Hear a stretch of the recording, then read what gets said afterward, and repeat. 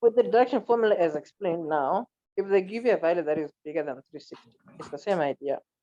You break it up based on the closer special angle. You see here we spoke about 360, 90, and 180.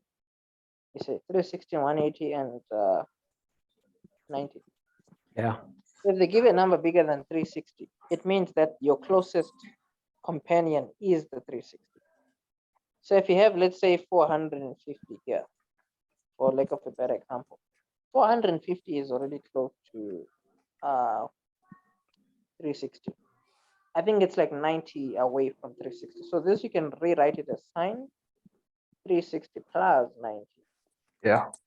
You see, so that now you still have a reduction formula kind of set up, you see, because you have here CAST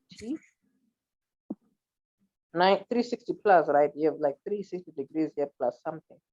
It gives you this quadrant where everything is a plus. So you know this is just sine 90 with a positive. And then you already know what sine 90 is, because instead of maybe using a triangle to know what sine 90 is, you can just maybe even use the standard picture of a sine graph. You know that sine, if the x value is a 90, the y value is automatically a 1. So you know that sine 90 is just a 1. So if you Yeah. go straight to saying 1 here, they will know that your answer is correct, even if they say don't use a calculator. So if you use a calculator for these kinds of things, normally you'll get square root of 2/2, which is normally taken as a fine answer, because I mean, it's more like a common thing now to know that this over square root of 2 is just square root of 2/2.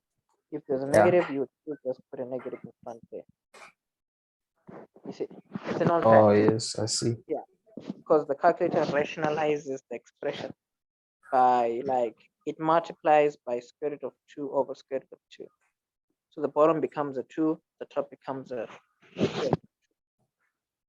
Okay, I see. Yeah. Yeah, bo. Yeah, bo.